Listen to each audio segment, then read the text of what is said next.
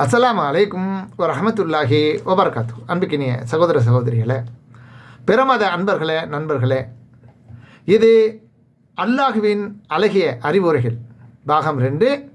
இந்த காணொலியில் இறைவன் அவனை மறுப்போரிடம் கேட்கும் கேள்வி. இறைவன் அவனை மறுப்போரிடம் கேட்கும் கேள்வி இங்கே மிக பொருத்தமாக இருப்பதை இந்த காணொலியில் நீங்கள் பார்க்கலாம். என்ன கேட்கிறான் என்றால், அவர்கள் எந்த பொருளின்றையும் தாமாகவே படைக்கப்பட்டார்களா, அல்லது அவர்கள் எதையும் படைக்கின்ற சக்தியுடையவர்களா, அல்லது வானங்களையும் பூமியும் அவர்கள்தான் படைத்தார்களா? இவைகளில் எதுவுமே இல்லையே. அவர்கள் உறுதி கொள்ள மாட்டார்கள். இப்படி யார் சிந்திக்கலையோ, படைத்தவன் ஒருத்தர் இருக்கிறானா இல்லையா, இந்த மேற்கூறப்பட்ட விஷயங்களை எவன் சிந்திக்கலையோ அவன் உறுதியான நம்பிக்கை கொள்ள மாட்டான் என்பதை பற்றி 52வது அத்தியாயம் 35, 36 ஆகிய வசனங்களில் அல்லாஹ் சொல்லி காட்டுகிறான்.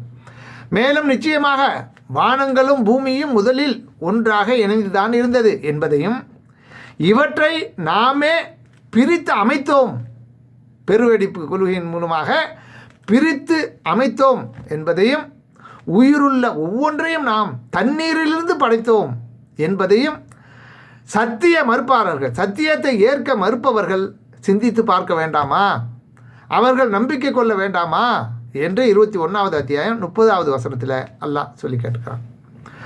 வானத்தை நாம் நம்முடைய ஆற்றலை கொண்டு படைத்தோம், நிச்சயமாக நாம் அதை விரிவாக்கம் செய்வோராகவும் இருக்கிறோம் என்று 51வது அத்தியாயம் 47வது வசனத்தில் அல்லாஹ் சொல்லி காட்டுகிறான். திருக்குர்ஆன் வசனங்கள் அன்று வாழ்ந்த பாலைவன பாமர மக்களையும் அறிவியல் முன்னேற்றம் கொண்டு வாழும் இன்றைய மக்களையும் நோக்கி மிக தெளிவாக பேசுகிறது. வானங்கள் என்பது பற்றி அவரவர் புரிதல் மாறுபடும் என்பதையும் நாம் நினைவில் கொள்ள வேண்டும். ஆக அந்த வானங்களை தேவைக்கொற்ப எவ்வளவு தேவை, எப்போ தேவை என்பதெல்லாம் தெளிவாக உணர்ந்த இறைவன் என்ன செய்வான்? விரிவாக்கம் செய்வான். அது மட்டுமல்லாமல் இந்த உலகத்தில் இருக்கிற எதுவாக இருந்தாலும் சரிதான், அல்லாஹு ரப்புல் ஆலமீன் அவைகளின் தேவைக்கு ஒற்ப, ஏன்னா அவன் தானே இருந்து நிர்வாகம் செஞ்சுக்கிட்டு இருக்கிறான். அவன் படைத்து தூக்கி போட்டு எங்கேயும் போயிட்டானா? மனிதர்கள் படைத்த பொருட்களை விட்டுட்டு போகிற மாதிரி இல்லை.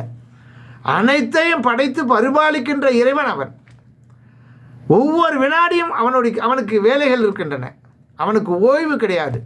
அவன் நித்திய ஜீவன் என்பதையெல்லாம் திருமறை குர்ஆனில் இந்த அகில உலகத்தையும் படைத்த ரப்பாகிய இறைவன் சொல்லி காட்டுகிறான்.